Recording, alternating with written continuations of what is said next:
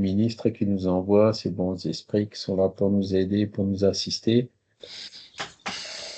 Un guide spirituel pour chacun d'entre nous qui nous aide à avancer sur notre parcours évolutif, à acquérir à la fois en intelligence et en bonté, pour que nous puissions avancer vers le bonheur, vers l'harmonie avec les lois naturelles. C'est pour cela que nous sommes reconnaissants de cette occasion d'être à nouveau réunis, comme tous les dimanches matins, pour pouvoir étudier. En ce moment, ce sont les lois de morale, les lois divines, notamment la loi de liberté aujourd'hui, que nous puissions bien la comprendre pour cheminer tout doucement et sûrement vers cette liberté, et que cela puisse également être utile pour les esprits qui pourraient se trouver parmi nous, avec nous aujourd'hui. Voilà. Donc, on a commencé les lois divines ou lois naturelles, hein, on a vu la définition fin mai. On a vu la première loi qui est la loi d'adoration, la prière de la semaine dernière. Et aujourd'hui, on va voir la loi de liberté. Alors, la loi de liberté, elle est divisée en deux modules, comme vous pouvez le voir, enfin en deux cours. Il y a la liberté de pensée, de conscience, le libre arbitre et la responsabilité. Et le deuxième cours, ce sera la fatalité, le principe de l'action et de la réaction. D'accord?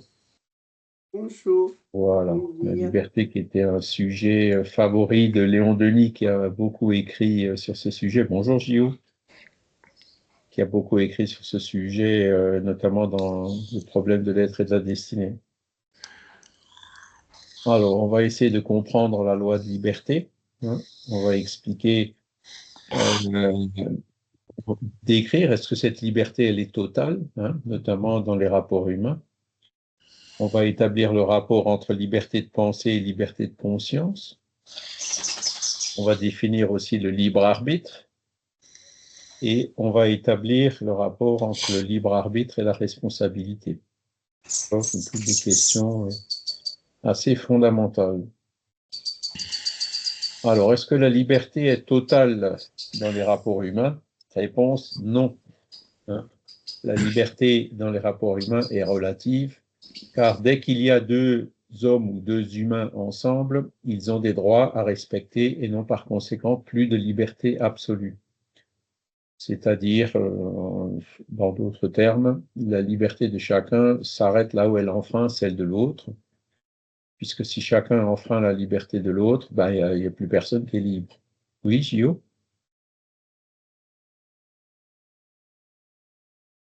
Il y a le micro qui est coupé. Oui. Voilà. Même avant de commencer, j'ai déjà une question. Oui, Par rapport à la conscience. Oui. La conscience, c'est le savoir? Non, parce que on pourrait me dire, j'ai entendu hier une phrase que ça m'a beaucoup resté dans la tête. Savoir, c'est pas être, né? Ou seja, ser, não é saber, em português, saber não é ser, né? Comprend? Então, et qu'est-ce que c'est vraiment la conscience, né? Parce qu'on fait beaucoup de liaisons. Ah, j'ai conscience, je sais quoi faire. Et c'est pas toujours ça, hein, à mon avis. Et le mot conscience, c'est aussi un mot qui a plusieurs sens, hein, ou qui a disons, des sens un peu variés. Si on parle de la conscience, cette loi de la conscience, avoir bonne conscience ou cette voie de la conscience, hein, avoir bonne conscience ou mauvaise conscience, c'est une chose. Et ça va, là, elle va un peu au-delà du savoir. D'accord? C'est aussi le sens du mot conscience quand Kardec a posé la question aux esprits, où est écrit la loi divine ou la loi de Dieu, comme on l'a vu il y a 15 jours. Les esprits ont répondu dans la conscience. Quand vous avez bonne conscience, c'est que vous êtes en harmonie avec ces lois divines. Quand vous avez mauvaise conscience, c'est que vous n'êtes pas en harmonie avec ces lois divines. Encore faut-il qu'on écoute la conscience. Hein. Donc, on voit très bien qu'il y a des personnes qu'on appelle inconscientes qui n'écoutent pas leur conscience. Et ces personnes-là, évidemment, elles passent à côté. Hein. C'est-à-dire, on voit très bien ce qu'elles sont. elles font abstraction de leur conscience. Je ne sais pas si tu vois ce que je veux dire. Par contre, il y a le mot conscience, il a d'autres sens aussi. J'ai conscience, qu'est-ce qu'on peut donner comme exemple? J'ai conscience d'un problème, hein, je suis conscient de... Ça veut dire que j'ai la connaissance, je me suis rendu compte de quelque chose, hein, tu vois, et là, le sens du mot conscience est un peu différent. Et puis donc, dans ce sens-là, le mot conscience, il est un peu plus proche du savoir. Alors, il y a certainement d'autres nuances hein, dans la définition du mot conscience, il faudrait qu'on regarde dans le dictionnaire. Mais est-ce que ça répond à ta question?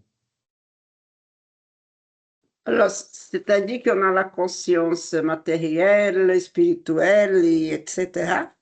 On a plusieurs sortes de conscience. C'est le mot conscience qui a plusieurs sens, tu vois. Il y a une conscience qui est proche du mental, hein, Oui. d'avoir conscience d'un problème, de quelque chose, d'avoir conscience que je dois faire quelque chose. Là, on est beaucoup plus proche du mental. Par contre, la voie de la conscience, hein, dans le sens que j'ai dit en premier, là, on est un peu plus loin du mental. C'est quelque chose qui transcende le mental et donc le savoir. Merci. C'est bien. Voilà. Et donc, ben, voilà, et on le voit, cette liberté dans les rapports humains, on le voit très bien. Hein. Il y en a, il y a beaucoup d'humains, on leur donne la liberté, qu'est-ce qu'ils vont faire? Ils vont au début avoir tendance à en abuser. Donc du coup, on a été obligé de mettre des freins dans cette liberté. Hein. C'est pour ça qu'il y a des lois, c'est pour ça qu'il y a le code de la route, c'est pour ça que voilà, on a mis toute une série de mesures en place pour justement limiter la liberté de chacun, pour pas que certains enfreignent sur la liberté de l'autre. Parce que, je répète, si quelqu'un enfreint notre liberté, ben forcément, on sera moins libre, puisque notre liberté, elle est, entre guillemets, contestée ou opposée ou occupée ou par quelqu'un d'autre. D'accord? Et donc, dans les rapports sociaux, à l'intérieur de la société, notre liberté, elle est relative. D'accord? On a des devoirs, hein, on a des droits, mais on a aussi des devoirs à respecter les uns envers les autres, hein, notamment le fait de respecter la liberté du prochain. Donc, on n'a pas de liberté absolue, d'accord, dans les rapports humains. Bon, je pense qu'on peut le... Alors, si aujourd'hui il y a le code de la route, hein, c'est quand que j'ai roulé un petit peu, ben, ouais, on voit des radars, on voit des panneaux, on voit des passages piétons, on voit des bosses. Bon, il y a tout le code de la route, c'est vraiment l'exemple type où on ne fait pas ce qu'on veut, quoi. On est obligé de suivre ce code de la route. Et pourquoi? Mais parce que, encore une fois, à notre niveau d'évolution, on aurait tendance à abuser de la liberté, hein, à avoir des écoliers qui veulent traverser la route et à ne pas les laisser passer, hein, en disant, moi, je suis plus pressé, eux, ils viendront après, etc. Enfin, c'est le genre d'attitude qu'on trouve souvent. Mais si on se place, et d'ailleurs, ils ont fait une expérience dans une ville aux Pays-Bas, me semble-t-il, où ils ont tout supprimé, ils ont enlevé tous les passages piétons, ils ont enlevé tous les feux, tous les panneaux, et ça se passe en fait très bien, hein, puisque la majorité des citoyens de cette ville ont compris que la règle du jeu, c'était de ne pas abuser de cette liberté qui a été donnée. Et ça fonctionne relativement bien. Enfin, d'après ce que j'ai entendu, je ne sais pas si c'était il y a quelques années déjà, s'ils ont fini par remettre un peu quelques panneaux, mais voilà, dans une société du futur, quand chacun respectera la liberté du prochain de façon naturelle, quand personne n'abusera de sa liberté pour enfreindre celle du prochain, et ben, toutes ces règles-là pourront tomber, enfin la plupart ne seront plus nécessaires. D'accord? Mais aujourd'hui, au niveau d'évolution où nous sommes, il y en a encore besoin. Vincent? Comment tu interprètes les mots de Montaigne? Science sans conscience n'est que ruine de l'âme. Il me semble que c'est pas conscient, c'est pas Montaigne, ça, non? C'est pas Si, si, Rabelais, me bon, semble-t-il? ça, Non, ça je vient dis pas pas. de lui. C'est des termes qu'il a repris. Mais dans ses écrits, il y a les mots « science sans conscience n'est que ruine de l'âme ». Et tu l'entends comment, toi? Eh ben, c'est une excellente citation. La science, ben, je le comprends comme le savoir, hein, le savoir intellectuel.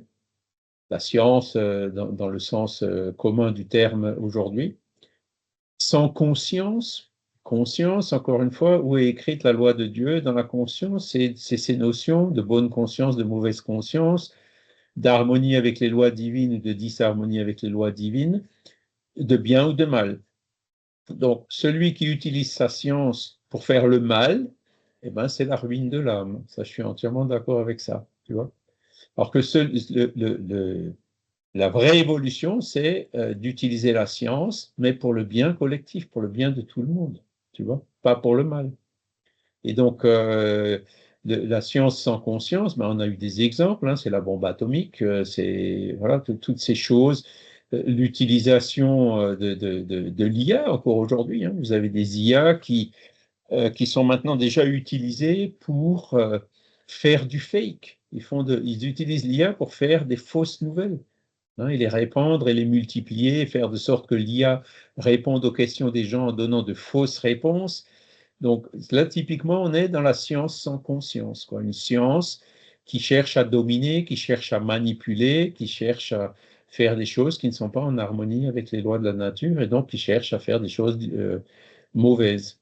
Et c'est dans ce sens-là que cette citation, elle est profondément vraie, à mon sens. Est-ce que j'ai répondu à ta question? Ouais, c'est un sujet qui a traversé les siècles, quoi. Mais après, les réponses qu'on donne sont en fonction de notre culture, en fait. Voilà. Peut-être, ouais. Enfin, le spiritisme, quand on parle dans la philosophie spirit, on parle de la loi d'évolution. Elle se fait sur deux plans, hein, et on le verra un peu plus loin quand on verra la loi d'évolution dans un prochain cours. Donc, en attendant, je Il y a une main cherche. levée, il y a Franck qui voudrait parler. Oui. Oui, en fait, moi, là, j'ai Ah, réellement un souci avec cette notion de loi de la nature, quoi. Je vois pas à quoi ça correspond. La nature répond, entre guillemets, ou à des lois qui qui n'ont aucune vertu, ni son contraire moral ou amoral. J'arrive pas à comprendre cette notion de loi de la nature. mais Se, si, se conforter aux lois de la nature, je vois pas ce que ça veut dire.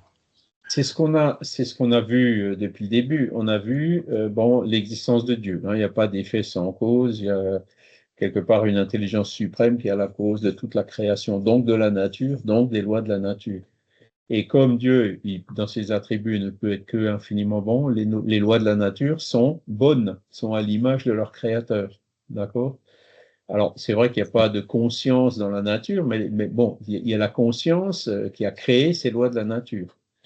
Et encore une fois, les lois de la nature couvrent la nature matérielle, physique, et aussi couvrent tout ce qui est moral et spirituel. D'accord? C'est la nature au sens large. D'accord? Et donc, les lois de la nature, elles sont ce qu'elles sont. Nous, on les comprend en fonction de notre degré de compréhension. On a une compréhension relative de ces lois de la nature. Mais tout ce qu'on fait pour se mettre en harmonie avec elles, en fait, la définition du bien, hein, selon la philosophie spirit, c'est ça. C'est tout ce qui est en harmonie avec les lois de la nature. Oui, Alors, mais ce que je comprends pas, c'est les lois de la nature sont des lois qui sont purement, enfin, qui s'appliquent dans le domaine de la physique. C'est la tectonique des plaques, le tsunami lors d'un tremblement de terre au large d'un océan, c'est une tornade lorsqu'il y a des pressions au niveau atmosphérique. C'est ça les lois de la nature, c'est la gravité, euh, il y a quoi de moral là-dedans? ça, Je veux ce dire. sont, Voilà, ça, ce c'est sont qu'à les, la limite, j'allais dire, ce sont des forces aveugles qui s'appliquent en fonction de la géographie et du milieu de la planète. Les lois de la nature pour la Terre sont probablement différentes que celles qui s'appliquent sur Mars et sur Jupiter et sur voilà. non, Et non, en quoi c'est attends, moral en fait? Je comprends pas ça. Elles sont pas différentes, les lois de la nature, elles sont universelles, ce sont les mêmes partout. Ah Alors non, non, non, que non, Mars est non, une non, masse c'est des lois. inférieure à la Terre et que l'attraction, que notre poids sur Mars est inférieur à celui de la Terre, les astronautes l'ont remarqué d'ailleurs quand ils étaient sur la Lune. Mais c'est la même loi qui s'applique, c'est la même loi de la nature qui s'applique. D'accord? Alors là où il ne faut pas se tromper, c'est que, je l'ai dit déjà une dernière fois, enfin dans un des derniers cours, c'est que les lois divines ou lois naturelles s'appliquent. Donc, toutes les lois physiques sont une partie des lois de la nature. Mais la nature, encore une fois, c'est pas que la nature, l'univers n'est pas composé que de ce qui est physique et visible pour nous. Il y a aussi tout ce qui est invisible, le monde spirituel, etc. Et les lois de la nature s'appliquent aussi bien au monde visible qu'au monde invisible, hein, au monde matériel qu'au monde spirituel. Donc la loi de réincarnation, c'est aussi une loi de la nature, tu vois. Donc elles vont au-delà de ces lois physiques. Alors, ces lois physiques, elles sont peut-être aveugles, mais on peut quand même, nous, se mettre en harmonie avec ces lois. Par exemple, bon, il y a la loi de l'attraction universelle que tu as dit. Bon, je sais que si je saute par la fenêtre du deuxième étage, je vais me faire mal en tombant. Bon, ben voilà, c'est la loi de la nature, elle est ce qu'elle est. Hein, elle est connue, on a les équations, hein, les constantes gravitationnelles, etc. On a tout ce qu'il faut, d'accord?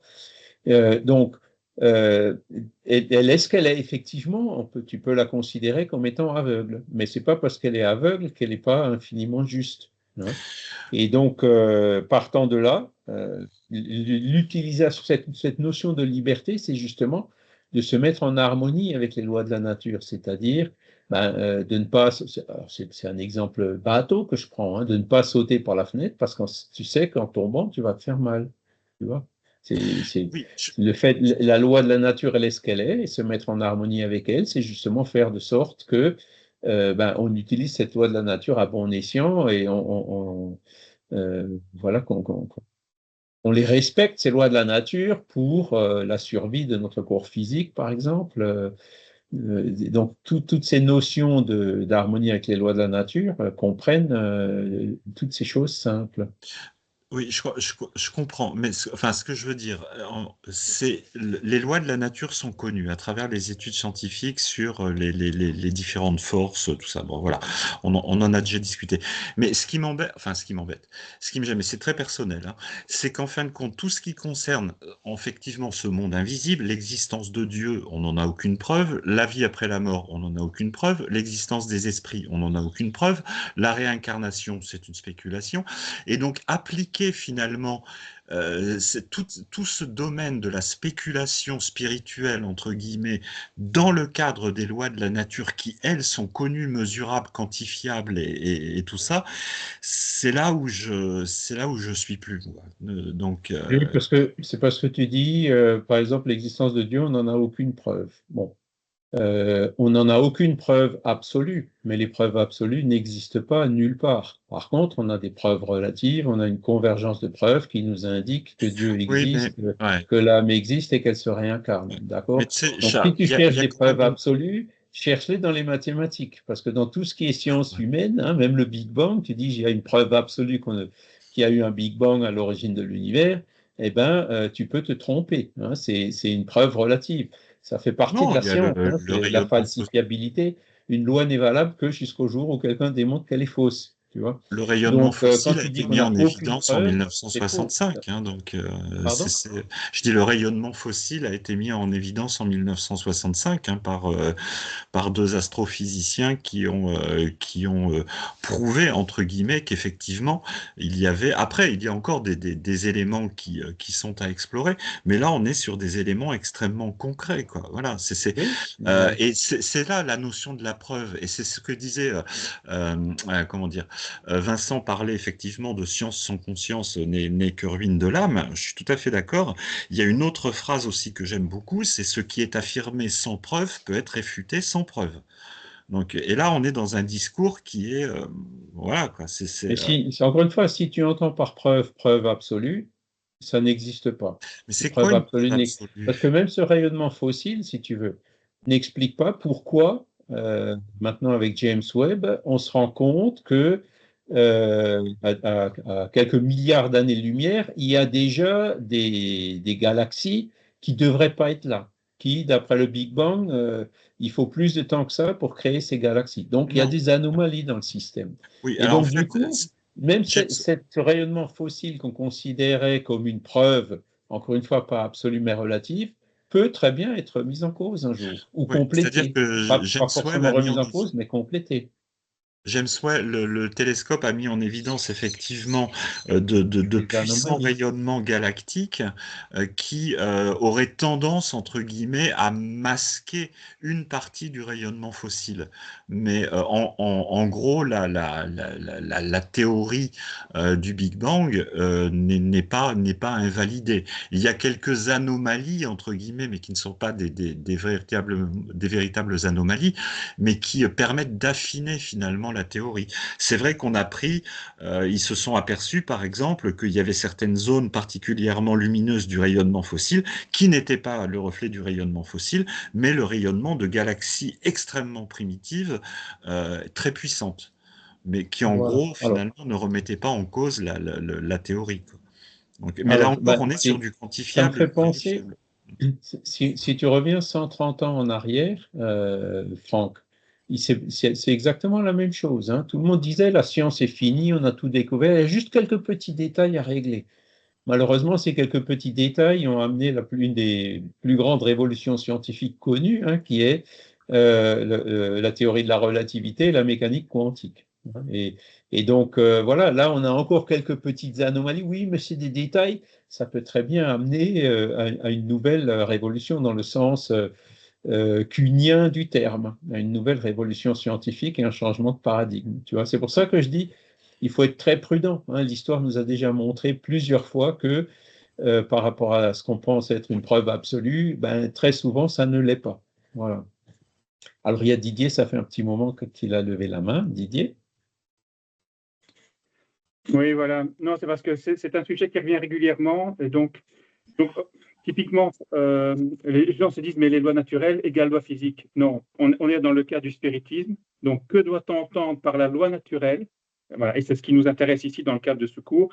La loi naturelle est la loi de Dieu. C'est la seule vraie pour le bonheur de l'homme. Elle lui indique ce qu'il doit faire ou ne pas faire. Et il n'est malheureux que parce qu'il s'en écarte.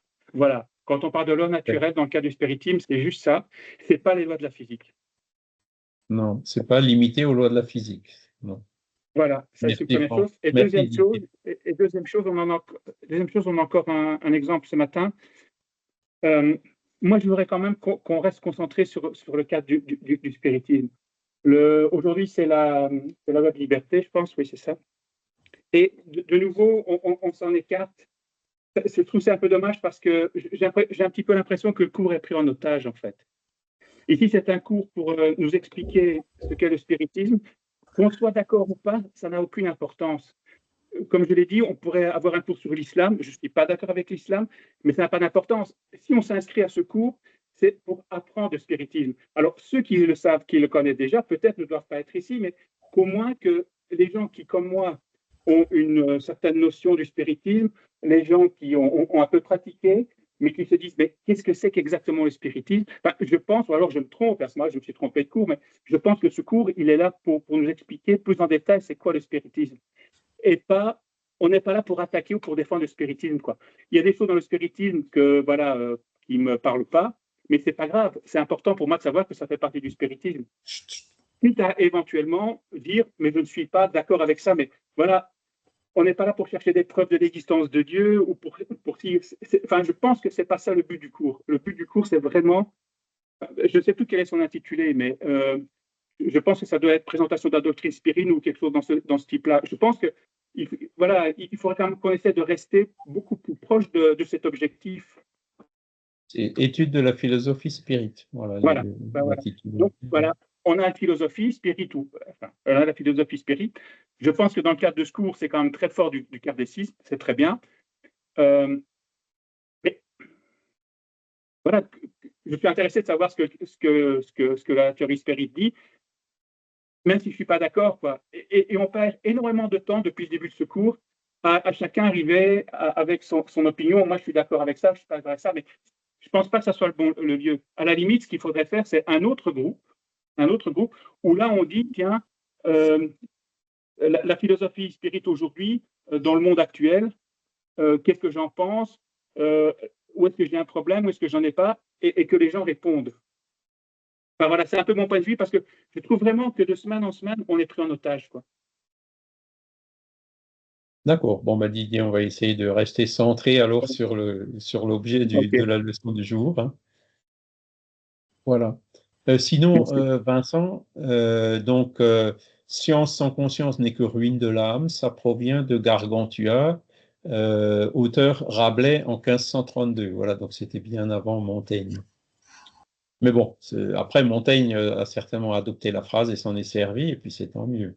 Voilà. J'ai dit que c'était pas de lui, hein. J'ai dit que c'est simplement Qu'il l'a il a repris répété. dans ses écrits, mais c'est pas de lui. D'accord. Voilà, mais c'est bien de Rabelais.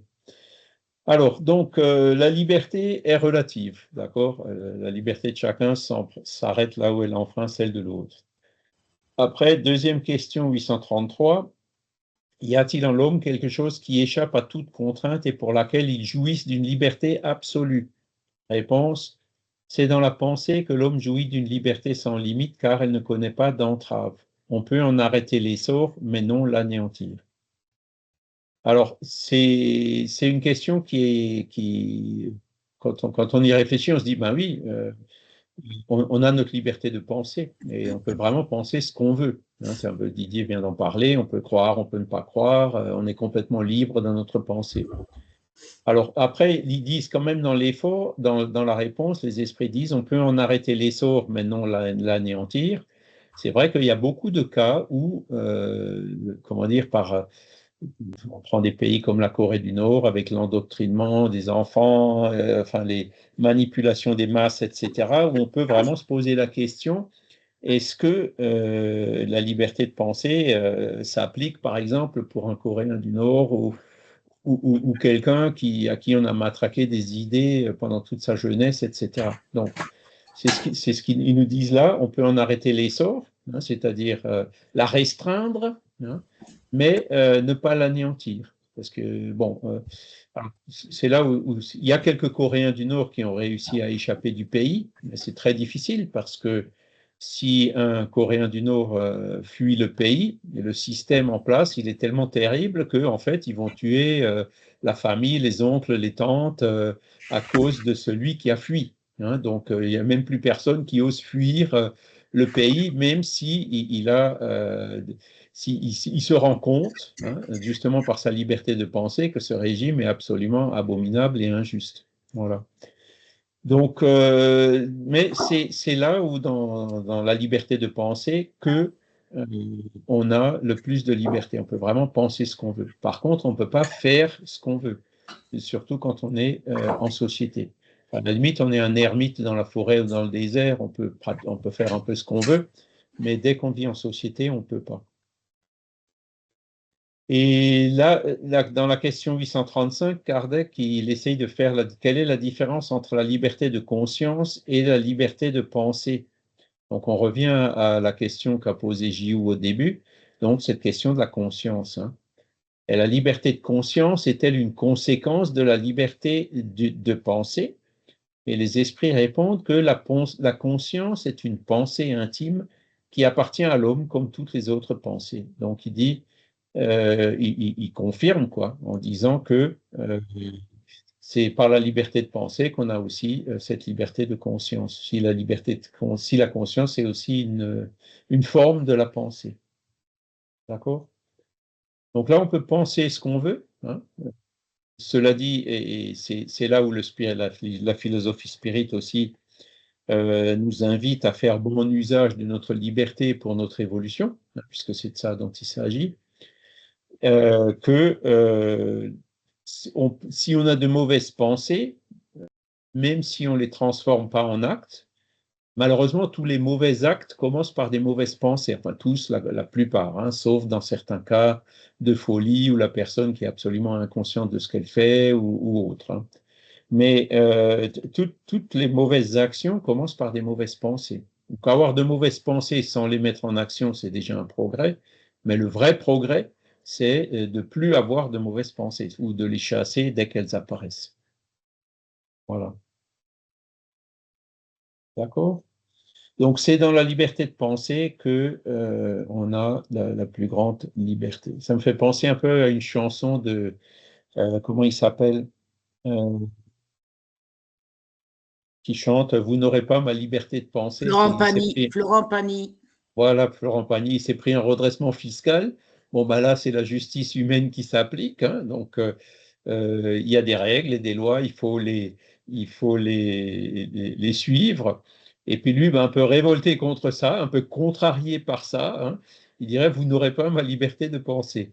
Alors, ben, il a un peu, bon, il a tort dans le fait qu'il n'a pas respecté les lois humaines, mais il a raison que la liberté de penser, celle-là, il la conserve. On la conservera toujours. Et ensuite, l'homme a-t-il, en 843, l'homme a-t-il le libre arbitre de ses actes? La réponse, elle est aussi assez claire et logique, hein. Puisqu'il a la liberté de penser, il a celle d'agir. Sans libre arbitre, l'homme serait une machine. Donc, ça, c'est aussi une question assez fondamentale. Est-ce qu'on a un libre arbitre ou pas? Et la réponse, c'est oui, hein. Si on n'avait pas de libre arbitre, ben, il faut l'esprit fait une bonne comparaison, on serait une machine. Une machine n'a pas de libre arbitre. Elle fait ce pourquoi elle a été programmée. D'accord? Alors, on se rend bien compte aussi que la liberté et le libre arbitre dépendent du degré d'évolution de l'esprit. Est-ce que les animaux, par exemple, ont un libre arbitre? Comment? Ils sont surtout gouvernés par l'instinct, mais tout doucement, on commence à avoir des signes du libre arbitre qui apparaît, hein. Et chez l'être humain, bon, on a toujours encore des instincts, mais ce degré de liberté et de libre arbitre, il est beaucoup plus étendu. D'accord? Alors, enfin, la difficulté du libre arbitre, c'est que on est effectivement libre de faire ce qu'on veut, on a le libre arbitre de ses actes, mais alors on le verra un peu plus loin, hein, dans la question suivante, on est responsable de ce qu'on fait, hein. Si on choisit délibérément de faire le mal, eh ben c'est notre choix, hein. On ne pourra pas après échapper à la responsabilité qui en découle. Vincent? Alors, je ne suis pas tout à fait d'accord avec ces affirmations. En justice, par exemple, on considère qu'on peut être agi par nos pulsions. C'est-à-dire qu'on n'est pas conscient de ce qu'on pense, mais on agit par, notre conviction intérieure dont on n'est pas conscient. Donc c'est pour ça qu'il y a des circonstances atténuantes dans lesquelles on dit: «Ben, la personne était psychologiquement, déficiente et on lui accorde des circonstances atténuantes». Donc je pense que, par exemple, pour pas citer le président des États-Unis et agit par ses pulsions. Il n'est pas complètement libre de ses actes dans la mesure où, il est pas complètement conscient de ce qu'il fait, quoi. C'est effectivement, alors tout dépend de ce que tu appelles pulsion. Ça fait partie justement de ce que je viens de dire, hein. On a l'instinct et on a le libre arbitre. On est en humain un peu entre les deux. Je comprends le mot pulsion comme quelque chose qui provient d'un instinct, hein. L'instinct je sais pas, de l'égoïsme, de l'orgueil, enfin parce que l'égoïsme vient de quoi? Vient de l'instinct de conservation, hein. Les animaux qui se battent pour protéger leur gamelle ou pour un morceau de viande ou une proie, ils ne se battent pas par égoïsme, ils se battent de par l'instinct de conservation. Mais chez l'être humain, cet instinct de conservation s'est transformé en égoïsme, hein. On sait qu'on n'en a pas forcément besoin, qu'on pourrait très bien le partager, mais c'est cet instinct qui parle plus fort. Donc, si on prend le mot pulsion dans ce sens, effectivement, il y a des circonstances atténuantes. Le fou qui fait quelque chose de mal, il sera forcément moins responsable que celui qui sait sciemment que ce qu'il est en train de faire, c'est mal et qui décide quand même de le faire. Alors, c'est dans le point suivant, hein, donc on va le lire vite fait parce que ça parle exactement de ça. La liberté et la responsabilité sont corrélatives chez l'être et augmentent avec son élévation. Donc, la liberté va toujours avec la responsabilité. À partir du moment où on est libre, on est forcément responsable de ce qu'on fait. Et cette liberté et la responsabilité viennent avec notre élévation, c'est-à-dire avec notre progrès. Plus on est conscient de ce qu'on fait, plus on est responsable de ce qu'on fait. Alors la responsabilité va dans les deux sens, hein, va dans le sens quand on fait quelque chose de mal, hein, on en subit les conséquences, et quand on fait quelque chose de bien, on en recueille aussi les conséquences positives. D'accord? Et donc, c'est un thème qu'a beaucoup développé Léon Denis. Tant qu'on est peu évolué, tant que l'esprit est peu évolué, sa liberté, elle est quand même encore assez restreinte. Ou alors, on aura tendance à en abuser, et puis on va trébucher, tomber, être emprisonné, etc. Hein. Mais plus un esprit élevé, lui, il aura une liberté beaucoup plus forte, hein, que celle que nous, on peut avoir. La liberté, elle vient progressivement avec l'évolution, mais aussi, elle va toujours de pair, corrélatif, comme ils disent ici, avec la responsabilité. Il n'y a pas de liberté sans responsabilité. Et la phrase suivante, ils nous disent, c'est la responsabilité de l'homme ou de l'humain qui fait sa dignité et sa moralité. Sans elle, il ne serait qu'une machine aveugle, un jouet des forces ambiantes. Donc, sans responsabilité, eh ben, il n'y a plus de dignité, il n'y a plus de moralité. C'est-à-dire, bon, j'ai fait une connerie, hein, je suis matérialiste, je suis la conscience est le produit de mon cerveau, des réactions biochimiques dans mon cerveau. Donc, ça, c'est la position matérialiste qui nous transforme en machine. Bon, ben voilà, j'ai fait une bêtise ou j'ai tué quelqu'un. Ah, c'est pas de ma faute, c'est le problème des réactions biochimiques dans mon cerveau. Vous voyez ce que je veux dire? C'est à partir du moment où on part d'une position déterministe ou matérialiste, eh ben ça annule, hein, ça réduit cette notion de responsabilité. D'accord? Et c'est pour ça que c'est donc là une des forces de la philosophie spirit, c'est qu'elle montre justement que cette liberté va avec la. On n'est pas soumis au déterminisme, on a notre libre arbitre, mais en conséquence de ça, on a aussi la responsabilité.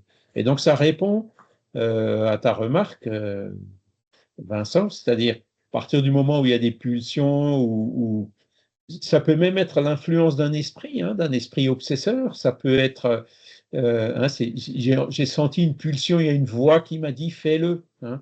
Ça peut très bien être une influence spirituelle, d'accord? Donc, ça n'annule pas la responsabilité, mais il y a effectivement des circonstances atténuantes. Pourquoi? Parce que on a toujours la liberté d'écouter ou de ne pas écouter, de suivre ou de ne pas suivre cette pulsion. Et ce qu'on appelle l'intelligence émotionnelle, hein, c'est le progrès, l'élévation, c'est justement le fait de savoir faire le tri dans ces pulsions, de chasser les mauvaises pensées et d'essayer de les remplacer par des bonnes. Hein. Et ça, c'est notre volonté. Et cette volonté, on l'utilise selon notre liberté et notre libre arbitre pour progresser, pour évoluer. Voilà. Si on enlève le libre arbitre, on est des machines. Mais dans ce cas-là, la machine, elle n'est pas responsable. Elle fait ce pourquoi elle a été programmée à faire. Même l'intelligence artificielle, hein, n'a pas d'intelligence, n'a pas de liberté. L'intelligence artificielle, elle fait ce pourquoi elle a été programmée de faire et avec les données qu'on lui a fournies. Hein. D'où, comme je disais au début, ces manipulations qui sont faites aujourd'hui, mauvais usage de l'IA, en lui donnant de fausses données que l'IA, évidemment, il est programmé pour utiliser ces données, il va les répéter, les données sous d'autres formes, mais ce sera quand même faux. Hein. Voilà. La notion de moralité est inséparable de celle de liberté. Hein. Si la moralité, donc, qui parle du bien et du mal, ça peut aller que avec la liberté. L'animal qui suit l'instinct ou même, comme le disait Franck au début, les lois de la nature, matérielle ou spirituelle, elles sont ce qu'elles sont. Hein. Elles n'ont pas, entre guillemets, de moralité.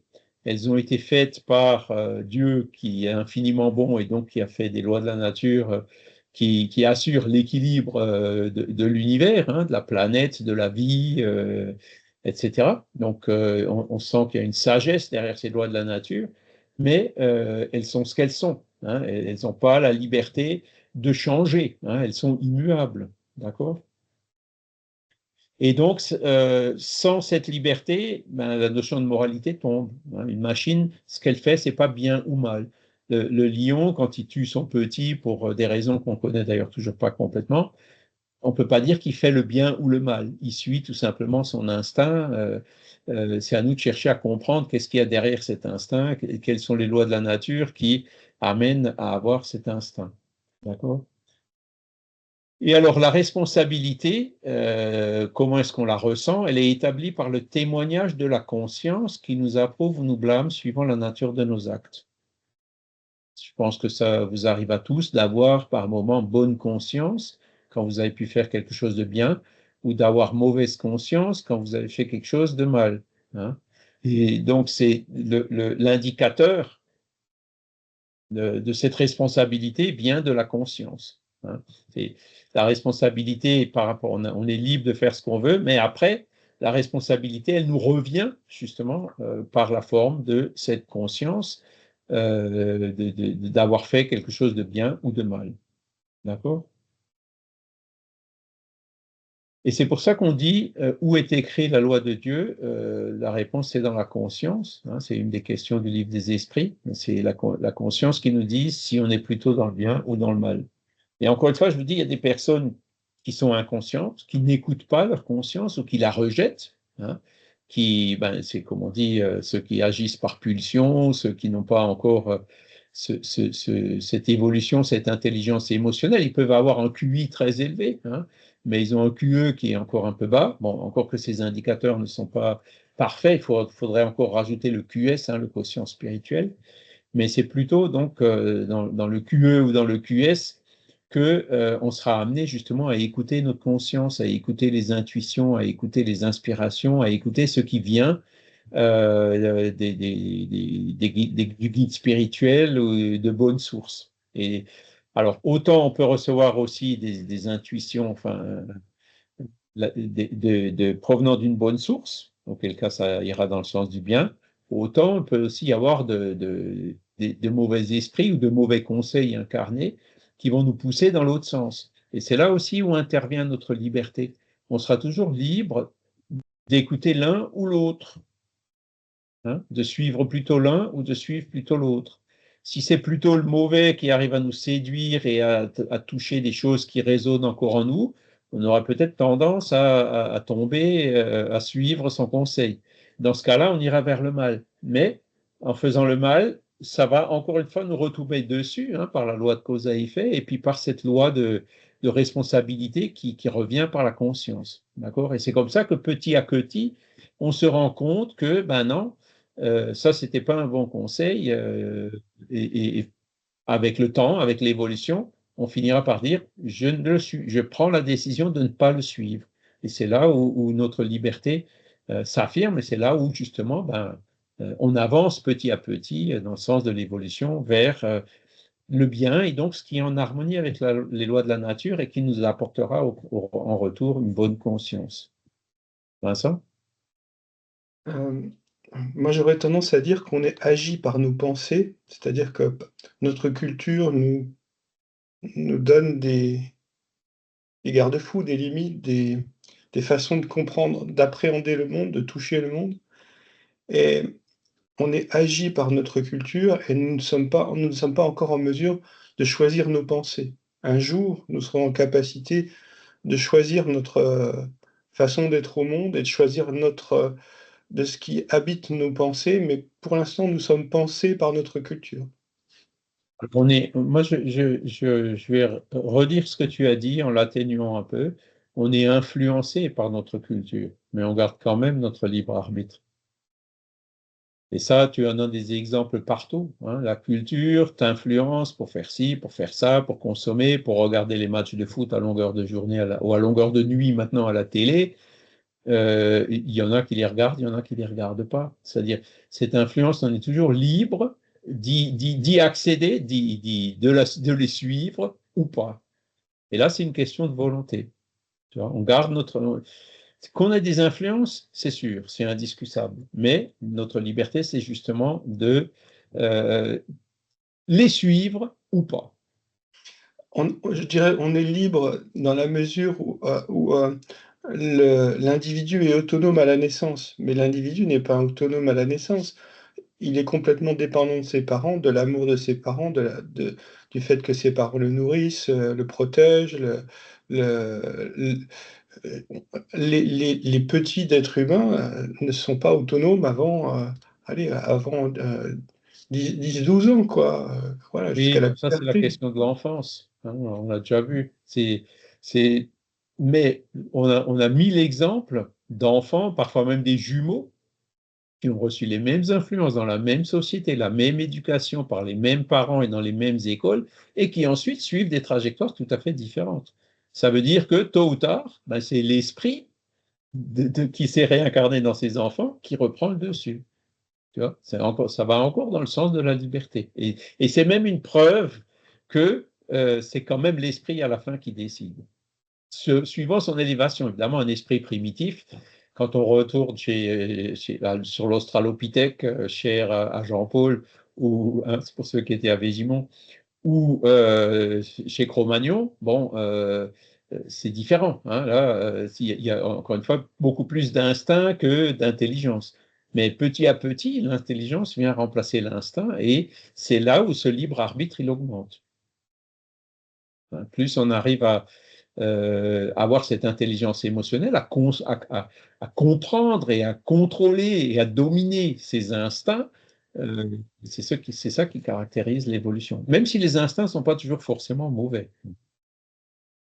L'instinct de préservation, par exemple, le fait qu'on ait peur devant un danger, c'est pour notre bien, hein, voilà. Mais le fait de comprendre le danger fait que la peur qui peut être parfois exagérée ou injustifiée, hein, on le voit dans le cas des animaux, le chien qui a peur de quelque chose alors qu'il n'y a aucune raison d'avoir peur, eh ben, nous permet, nous, humains, de quand même arriver à contrôler cette peur, notamment le pompier qui doit faire face à l'incendie. Lui, il le contrôle complètement, hein. Il connaît les risques et il remplace en fait l'instinct par de l'intelligence. Et donc, plus on avance, plus on évolue, on se rend compte, c'est là où moins on subira justement ces pulsions ou ces instincts, et donc plus on aura ce libre arbitre. Le libre arbitre ne vient qu'avec l'évolution, hein, comme le dit. C'est d'ailleurs une phrase de Léon Denis, Problème de l'être et de la destinée, chapitre 22. Je vous conseille, lisez, hein, parce que Léon Denis il a vraiment super bien creusé le sujet, hein. La liberté, c'était vraiment un de ses sujets favoris. Alors, la responsabilité et le témoignage de la conscience, si la liberté humaine est restreinte, elle est du moins en voie de perpétuel développement, car le progrès n'est pas autre chose que l'extension du libre arbitre dans l'individu et dans la collectivité. Donc la liberté humaine restreinte, on le voit dans certains pays avec des régimes intégristes, islamiques ou autres, on le voit dans certaines dictatures comme la Corée du Nord, on le voit parfois aussi dans certains autres pays comme les États-Unis où il y a de la manipulation qui marche à grands pas, même chez nous en France, hein. Voilà, donc la liberté peut parfois être restreinte, mais cette loi du progrès qui est inéluctable, qui ne s'arrête pas, fait que les esprits vont progresser et au fur et à mesure de leur progrès, ils auront plus de libre arbitre et ils pourront résister par rapport à toutes ces influences qui cherchent à dominer, à manipuler ou à d'autres fins commerciales ou autres. Voilà.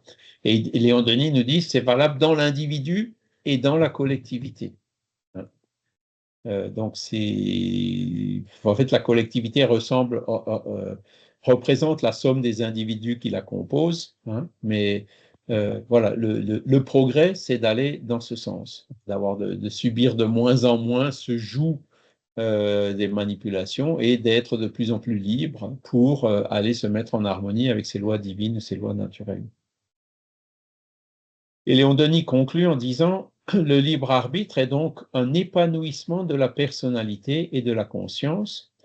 Pour être libre, il faut vouloir l'être et faire effort pour le devenir en s'affranchissant des servitudes de l'ignorance et des basses passions, en subissant l'empire de la raison à celui des sensations et des instincts. » Là, il résume admirablement bien la loi d'évolution et le fait que plus on évolue, plus on sera libre. Et quand il parle substituant l'empire de la raison, c'est-à-dire c'est ce que je comprends, c'est la logique, hein, c'est comme le disait un peu Didier tout à l'heure, derrière la philosophie spirit, il y a quelque chose de rationnel, de logique, de cohérent dans son ensemble avec les différents principes. Hein. C'est quelque chose qui est extrêmement cohérent et qui est censé représenter le mieux possible ce qu'on voit autour de nous. Hein. Et donc, à partir de l'intelligence, on se rend compte que l'intelligence remplace l'ignorance et les basses passions. Hein, donc, les sensations, tout ce qui est, toutes les choses qui nous piègent, qui nous prennent à la matière. Ça peut aller l'alcool, la drogue, la sensualité, la pornographie, ça peut aller dans plein, le consumérisme effréné. Hein, ça peut aller dans plein de sens, ça peut s'appliquer à plein de choses qu'on voit autour de nous. Donc, ces passions et ces sensations. La passion, par exemple, du football, c'est ce qu'on a dit. Hein. Bon, ma position par rapport au football, bon, il y a des gens il ne faut pas l'interdire, pas du tout. Mais mon analyse, c'est, bon, tant que c'était un jeu, on pouvait encore à peu près comprendre, etc. J'ai moi-même joué au rugby quand j'étais à l'école d'ingénieur. Hein, et c'était vraiment bon enfant. Et voilà, il y avait un respect, c'était un jeu, quoi. Hein. Mais quand on voit ce que c'est devenu, hein, que la professionnalisation, le business qui s'est mis derrière et tout, ben, aujourd'hui, on se rend compte que un match de foot, c'est un peu comme une mini-guerre avec des gens qui se défoulent derrière. On sent qu'il y a quelque chose qui est venu se rajouter, qui est malsain. Et c'est pour ça que moi-même, bon, qui aimais bien le rugby, ben, j'ai pris un peu de recul par rapport à ça. Le rugby professionnel, c'est plus la même chose qu'avant, quoi. C'est un business, c'est plus un jeu. Et donc, du coup, moi, alors, j'ai la liberté de dire, j'aimais bien le rugby, mais ce business qui est fait autour du rugby, je l'aime pas. Et donc, j'arrive à m'en affranchir, quoi. Ne pas, je pense que ça fait partie justement de ces passions, hein, avec les paris, enfin tout ce qui en suit derrière, l'exploitation financière et autres. Voilà.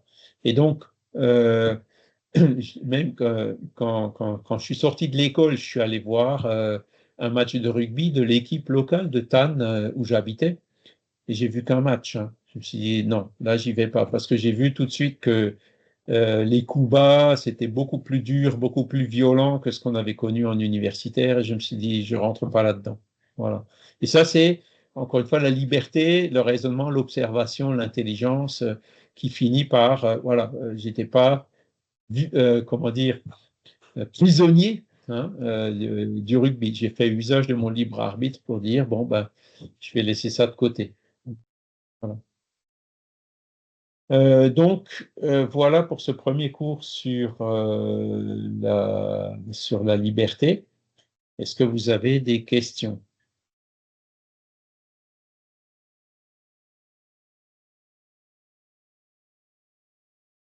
Didier?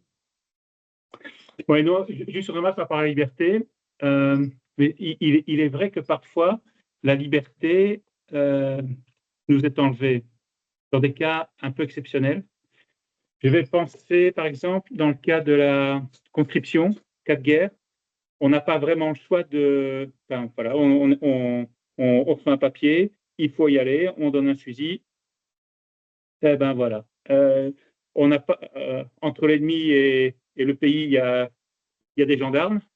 Donc, dans ce cas-là, on perd complètement sa liberté. La seule chose qu'on peut encore faire, c'est entre guillemets d'être le plus humain possible. Donc, pas torturer, pas tuer pour être le plus propre possible, quoi. Mais je pense que ça, c'est un cas où, dans notre monde très imparfait, on perd sa liberté d'agir. On garde sa liberté de penser, on peut trouver ça dégueulasse, on peut trouver que c'est mal, mais à moins de se dire, je préfère mourir. Je ne vois pas très bien comment on peut garder sa liberté d'action dans un tel cas, par exemple. Je pense que C'est là, on la vrai. perd. Mon grand-père et puis mes parents, ils ont connu ça. Hein. C'est mon grand-père dans la Première Guerre et puis mon grand-père d'ailleurs, il a d'abord servi dans l'armée allemande, hein, puisqu'il était de Mulhouse. Mulhouse, c'était en Allemagne jusqu'en 1918. Et après, quand Mulhouse a été libéré, il a encore une fois dû servir dans l'armée française, le pauvre. Hein. Bon, voilà. Alors ça, c'est effectivement, ça fait partie dans des cas de conscription comme ça où on n'est pas libre. Hein. C'est comme, tu es sur l'autoroute, tu n'es pas libre, c'est 130, pas plus. Quoi. Hein, tu vois, c'est pas au même niveau, je suis d'accord avec toi, mais on peut un petit peu faire le lien. Maintenant, si on revient à la question de la guerre. Tu vois, l'autoroute, tu peux dire, je prends le train. C'est vrai, c'est vrai. Mais on peut aussi être objecteur de conscience. Hein. Ça me fait penser à la chanson de Boris Vian, me semble-t-il, là, qui disait à Monsieur le Président et qui ne voulait pas partir à la guerre. Quoi. Hein, c'est le principe des objecteurs de conscience. Alors, je ne sais pas si c'est toujours reconnu ou pas, mais je pense que aujourd'hui, les choses ont un peu changé. De mon temps, le service militaire était encore obligatoire. Bon, il ne l'est plus depuis un certain temps, heureusement. Et donc, moi, j'ai choisi de faire volontaire pour le service national actif parce que je ne voulais pas, les armes, ce n'était pas mon truc, quoi. Ou me faire, à l'époque, j'étais encore un peu orgueilleux, je disais, me faire commander par un sergent qui est plus con que moi, je ne veux pas. C'était le genre de raisonnement que je faisais, quoi. Mais bon, j'ai fait VSNA et je me souviens encore aux 3 jours, là, comme on appelle en France, où il y a la sélection, le recrutement de l'armée, quoi. Où ils font des tests. Alors évidemment, les tests, après, ils trient les gens hein, par voilà, ceux qui ont des bons résultats aux tests, ceux qui en ont de moins bons.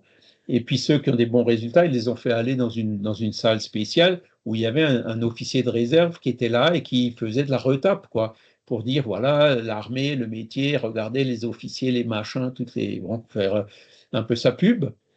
Et à la fin, il demandait comme ça aux gens, vous voulez faire quoi? Ah ben moi je vais faire VSNA. Ah, ben moi, tiens, ben moi aussi. Et l'autre, ah ben tiens, ben moi aussi. À un moment donné, il s'était énervé en disant, mais vous vous rendez pas compte, si jamais il y a une mobilisation, vous serez 2e classe. Et puis la réponse, enfin la mienne, c'était, je sais, mais je m'en fous. C'était un peu ça, quoi. On commençait déjà un peu à trouver la liberté. Mais il faut aussi revenir à la question des guerres. Et là aussi, j'aime bien une analyse que fait Léon Denis dans Le spiritisme et la guerre. Il dit que la plupart des guerres, c'est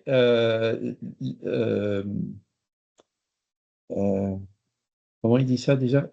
La domination, l'oppression contre la liberté. D'accord? Donc, quand il y a une guerre, les soldats qui vont se battent justement pour préserver la liberté de leur pays. Tu vois. Donc on retrouve un peu, je dirais, un sens à la guerre, hein, de dire, bon, si jamais je suis mobilisé et qu'il faut que j'aille servir, eh ben, c'est pour la liberté de mon pays, du peuple ou autre chose, quoi. Hein. Donc on peut y voir il y a quand même encore un aspect de la liberté qui intervient là-dedans. Et on le voit typiquement, hein, la Russie et l'Ukraine, l'Ukraine, elle se bat pour préserver sa liberté. Hein, alors que la Russie a attaqué l'Ukraine pour la dominer, pour la contrôler, pour la faire rentrer sous son joug. Hein. Et donc, un grand nombre de guerres, hein, si peut-être même une majorité, vont dans ce sens. Ont du moins l'oppression contre la liberté comme cause première. Évidemment, si c'est une guerre défensive comme c'est le cas en Ukraine ou comme ça a été le cas en France quand l'Allemagne attaque, on peut dire qu'à ce moment-là, Entre guillemets, on renonce temporairement à sa liberté, mais c'est un don de soi aussi, quoi, quelque part. C'est un don pour sa famille, pour sa patrie, voilà. Quand on voit les Ukrainiens, bon, là-bas, il y a eu des mobilisations. Qu'est-ce qui s'est passé? Ben, il y a plein d'Ukrainiens au Portugal, en France ou en Allemagne ou ailleurs, qui, pour préserver la liberté, ben, alors, d'un côté, c'est considéré un peu comme une lâcheté, quoi. Mais ils sont partis du pays pour pas être enrôlés dans l'armée, quoi. Hein, c'est quand même plus aussi strict et aussi rigoureux que ça a pu l'être, tout ce qu'ont connu mes parents et mes grands-parents, c'est clair. Vincent? Il y a aussi des gens qui sont allés s'enrôler dans les forces armées ukrainiennes pour, pour se battre. Des Oui, Français partis. oui, oui. Bon, il y a plusieurs nationalités en Europe qui n'ont pas énormément de monde, hein, ça représente une centaine de personnes, ou allez, maximum 1 millier de personnes qui sont allées s'enrôler dans les forces ukrainiennes pour défendre C'est ça, l'Ukraine. pour défendre la liberté de l'Ukraine. Ouais. Il y en Et a qui l'autre jour, ils en ont montré une interview à la télé. C'était une Belge, une femme belge, qui allait s'enrôler dans l'armée ukrainienne. Et là, maintenant, elle est spécialisée dans comment dire, la détection et l'interception de drones. Mmh. Donc, c'est une femme qui est allée là-bas en disant ben, je vais utiliser mon intelligence pour faire ce que je peux pour protéger cette population, quoi. Donc, quand on y réfléchit, voilà, cette femme, moi, j'admire son courage, hein, parce que c'est des conditions difficiles, etc. Et pourtant, elle fait quelque chose qui est extrêmement légitime, hein, éviter que les drones ne fassent des victimes ou des dégâts matériels dans des infrastructures essentielles. Je ne voudrais pas te flatter, mais tu es quand même allé faire quelque chose quand tu as fait ton service militaire, tu as fait 2 ans, si je ne me trompe pas, au 16 service, mois, ouais, et 16 VSNA. mois, c'était 16 mois comment? Au au Je suis allé au Brésil, Brésil. Ouais. pour monter quelque chose de positif, qui était quand même une centrale hydraulique, c'est ça? Non, Ou un solaire. barrage? Construire une centrale solaire, un transfert de Ah, solaire. technologie. Alors j'y ai réfléchi récemment. C'était le premier choc pétrolier, c'était dans les années 70. Le deuxième choc pétrolier, c'était en 79-80, si je me rappelle bien. Et d'ailleurs, à l'époque, je me rappelle que l'essence était à 5 francs le litre. Et 5 francs de 1978, c'est plus que les 1 euro ou 2 euros que ça coûte aujourd'hui, hein. Bon, je ferme la parenthèse. Et donc, il y a le solaire qui avait le vent en poupe. Et je suis allé au Brésil pour un démonstrateur solaire qui avait été montré par le laboratoire d'astronomie spatiale à Marseille pour le démonter, le remonter au Brésil et puis former les Brésiliens à la technologie. Voilà. J'ai préféré faire ça que d'aller faire mon service militaire ici ou là.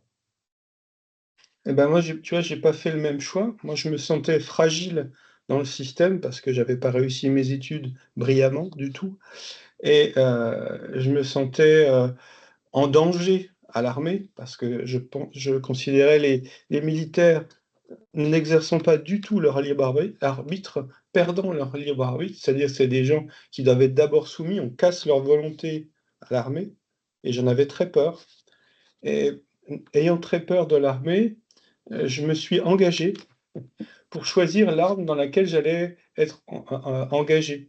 Je me suis, D'accord. engagé au volontariat service long sur 18 mois et j'étais militaire dans l'armée de l'air. Alors, est-ce qu'ils étaient plus intelligents? Est-ce qu'ils respectaient plus le libre arbitre que que d'autres armes? Je ne sais pas. En tout cas, j'ai eu, j'ai eu la chance de ne pas faire la chance ou la malchance, de ne pas faire les classes. C'est-à-dire que pendant 1 mois, on fait les classes et on est maltraité pour nous soumettre et moi, j'étais blessé, j'ai reçu une balle dans la figure et une balle de foot, hein, pas une balle, Ah, ok, ok, ok. Ouf.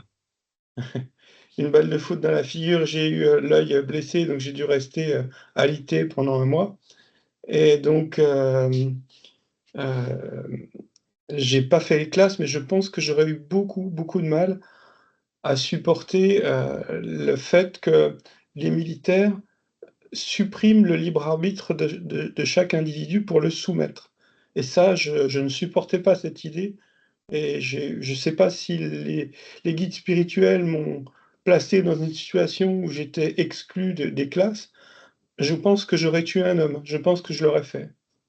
Je pense que je supportais pas cette idée d'être soumis, d'être maltraité, d'être torturé, en fait, hein. Torturé, c'est une forme de torture. On empêche les gens de dormir, on les C'est le fait se réveiller bizutage, la quoi. nuit et courir avec un sac sur les épaules pour les casser moralement. J'aurais pas supporté. Ah, c'est Ça se serait mal passé. Je pense que j'aurais fait de la prison à l'armée. Je pense que ça, sans être buteur de conscience, ça se serait très mal passé. Voilà. c'est ce que je disais, se faire commander par un sergent qui est plus con que soi, Non, mais le c'était un peu problème, la c'est pas même la chose, quoi. bêtise, Charles. C'est la violence physique qu'on applique sur Ouais, toi. ouais. Bon, Ah après, oui, c'est vrai que dans l'armée, bon, il y a quand même la discipline, il y a oui, mais cette la discipline, résignation, oui, mais il y a certaines valeurs quand même qui, il faut voilà, se il y en a soumettre. qui, ça leur a fait du bien, quoi. Mais voilà, moi, toi, tu as exercé ta liberté, c'est encore un exemple hein, de le faire comme tu l'as fait. Moi, j'ai exercé la mienne. Et donc, ça prouve bien que, voilà, ce sont des exemples parfaits de cette Et utilisation de notre libre arbitre. je supporte mal qu'on utilise dans les forces armées ce principe qui est de soumettre les gens et de pas leur laisser leur libre arbitre et de pas les respecter en tant qu'individus et de les soumettre. Voilà, ça je ne Ouais. supporte pas, que ce soit encore le cas maintenant, qu'il y ait des maltraitances à l'armée, qu'il y ait des violences, qu'on tue même Ouais, des les appelés parce bizutage. que, on les maltraite quoi, voilà, on les fait, Bon, traverser une mare ou je sais pas quoi et puis il y en a un qui se noie quoi. Et je déjà, ce sont des volontaires, quoi. Donc, c'est plus. Je pense que pour pouvoir attirer des volontaires, d'ailleurs, l'armée fait de la pub pour recruter. Donc, c'est ouais. sûr qu'ils ne peuvent plus utiliser ce genre de méthode et de pratique parce que sinon, ils n'y trouveront pas grand monde, hein. Donc, je pense que ça a bien changé aussi depuis notre temps.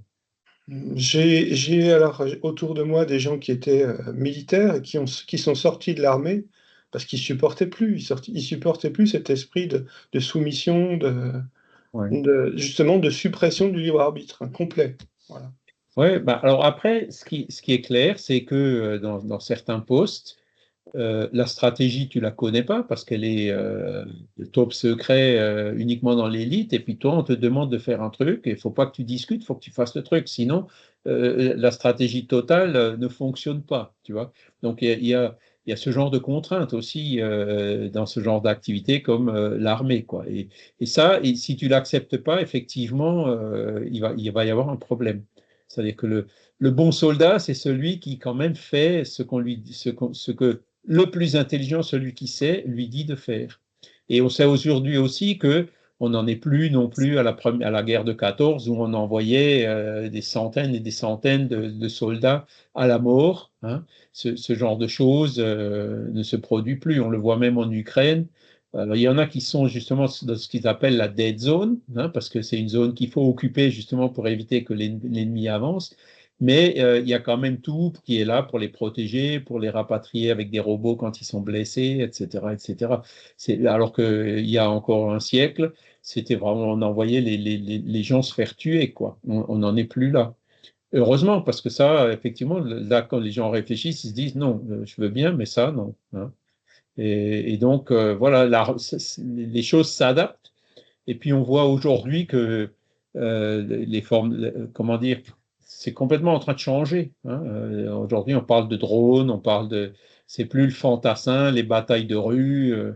Enfin, disons, la manière de procéder a beaucoup changé par la technologie, hein, et voilà. Alors, il y a toujours encore beaucoup de fatalités, évidemment, y compris des innocents. Donc, la guerre, il faut vraiment faire tout ce qu'on peut pour l'éviter, même si il y a des cas où elle est inévitable. Justement, cette lutte entre de la liberté contre les dictatures ou les oppressions. Il y a beaucoup, je pense qu'il y a des régimes dans le monde qui ne s'en sortiront pas en douceur.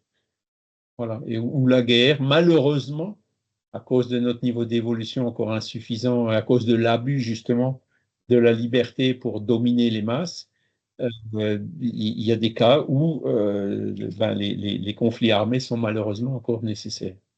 Mais en espérant que ce sera bientôt plus le cas. Mais ça, c'est la loi de destruction, on la verra un peu plus loin. Voilà. Moi, j'étais Bon, très bah, loin. J'étais ouais. beaucoup plus loin. C'est-à-dire que quand j'étais consciemment à l'école primaire, j'ai dit consciemment, si apprendre, c'était tout le début, on apprend à lire, à écrire. Si apprendre, c'est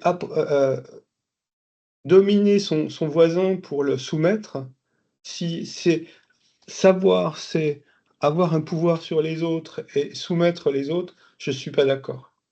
Et moi, je voyais l'institutrice comme cette femme qui soumettait ses élèves à sa connaissance et qui ne partageait pas, le plaisir de la connaissance. Voilà. Et j'ai dit: «Non, c'est pas pour moi.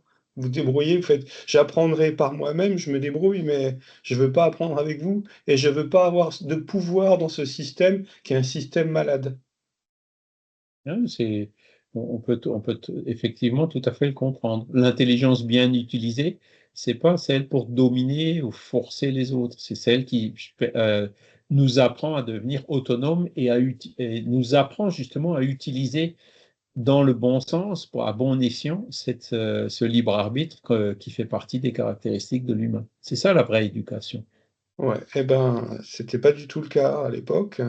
On tapait les élèves. Moi, je me faisais taper à la maison, je me faisais taper à l'école, je me faisais taper tout le temps, taper par mes camarades et j'ai dit: «Non, je rentre pas dans ce truc de fou, quoi. C'est des malades mentaux, quoi. Moi, je veux pas rentrer là-dedans, hein». Non, moi j'ai connu des instituts, c'est parce qu'il ne faut pas généraliser, hein. Moi j'ai Ah connu bah, oui, des instituteurs qui étaient personnellement, je me suis extraordinaires, fait hein, dont je frapper me rappelle encore à la maison, aujourd'hui. mais vraiment frapper, comme, mon père était sculpteur, hein, donc je volais, hein. C'était même pas, frapper, quoi. J'ai volé à travers la pièce, hein. Et Ouais, à l'école, c'était pareil. C'était des pressions morales et physiques et mes camarades de classe ne manquaient pas de me quand j'allais en récréation, parce que j'y allais très rarement pour brimade et j'étais frappé par mes camarades. Donc qu'est-ce que tu veux faire dans un monde où tu es tout le temps frappé par des gens qui sont, qui exercent un pouvoir, qui ne te permettent pas d'exercer le libre arbitre, hein, qui sont juste là mais pour te soumettre? je vais prendre un peu de recul par rapport à ce que tu dis, Vincent. Moi, quand j'ai choisi ma réincarnation actuelle, j'ai choisi d'arriver dans un milieu qui n'était pas aussi difficile que celui que toi tu as choisi, hein, tu vois. Donc j'ai utilisé mon libre arbitre de façon un peu différente. Mais bon, voilà. Après, c'est pas, comment dire, on choisit ce qui permet à notre esprit d'avancer le plus, hein.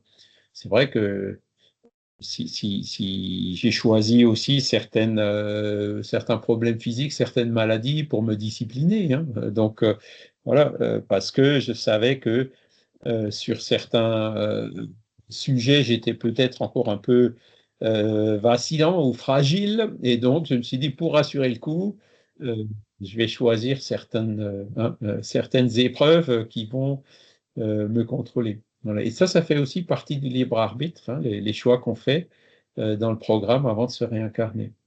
Alors, on le verra la semaine prochaine. La semaine prochaine, on verra donc la fatalité, le principe de l'action et de la réaction, hein. C'est-à-dire que on est libre jusqu'à un certain point, comme on l'a vu en société, par le respect de la liberté des autres, mais on est aussi libre jusqu'à un certain point. On ne peut pas, par exemple, contrarier les lois de la nature. C'est l'exemple que je donne toujours. Tu sautes par la fenêtre librement, mais une fois que tu tombes, tu n'es plus libre de tomber ou de ne pas tomber, hein. La force d'attraction s'applique et tu vas tomber, hein. Tu vois, tu ne peux pas t'arrêter de tomber. Donc, il y a fatalement, hein, c'est la fatalité qu'on utilise, une fois que tu es dans le vide, ben, tu tombes. Voilà. Et Si, donc, si. ça illustre Tu peux bien calculer ces limites quand de la liberté. tu peux calculer quand tu vas arriver au sol. Tu fais un demi Absolument. GT2, tu calcules le moment où tu arriveras au sol. C'est ça, c'est ça. Après, s'il n'y a pas trop de vent, parce que s'il y a du vent, ça Oui, fausse après, pas mal. ça dépend, la traînée aérodynamique, mais bon, on va pas rentrer dans des. Voilà. OK. Voilà, ben écoutez, moi je vous propose, voilà, je pense que quand même, pour moi c'est une notion fondamentale. Hein, ce qu'on a vu aujourd'hui, je pense que l'essentiel c'est de dire, si on n'avait pas de liberté, on serait une machine. Voilà. Et à partir du moment où tu es une machine, la machine n'a pas de responsabilité, n'a pas de dignité. Et si en tant qu'humain, on va dans ce sens de dignité, de moralité, de responsabilité, c'est parce qu'on a le libre arbitre. Sans ça, voilà, hein, même avec les contraintes relatives, il y a des circonstances atténuantes, mais ça n'annulera pas notre responsabilité. Voilà, donc on va s'arrêter là pour aujourd'hui. Hein, je vous souhaite, on va remercier aussi les bons esprits qui étaient là avec nous pour nous guider, pour nous inspirer, pour nous aider à comprendre ces choses-là, le fait, oui, on est libre, non, on ne doit pas abuser de notre liberté n'est pas totale, il faut l'utiliser à bon escient, ce sont quand même des pensées qui nous aident au quotidien, à chaque moment, hein, et que nous puissions donc, sur cette base, travailler à notre évolution, une évolution vers le bonheur. Voilà, je vous remercie tous, je vous souhaite un excellent dimanche, une excellente semaine, et je vous dis à dimanche prochain. À cet après-midi pour nous avec Dominique. Oui, chez Dominique, ouais. Merci, Charles. On se verra tout à l'heure pour ceux qui veulent Merci. venir. Charles, Au revoir. Charles, À dimanche. Charles, je À dis dimanche. bonjour et au revoir à tout le monde. Il y a eu un petit problème cette nuit, donc Ah voilà, bon? ben, c'est-à-dire que j'étais chez Jean-Paul hier. C'est encore enregistré, ça m'embête un peu ça. J'étais chez Attends, je coupe l'enregistrement.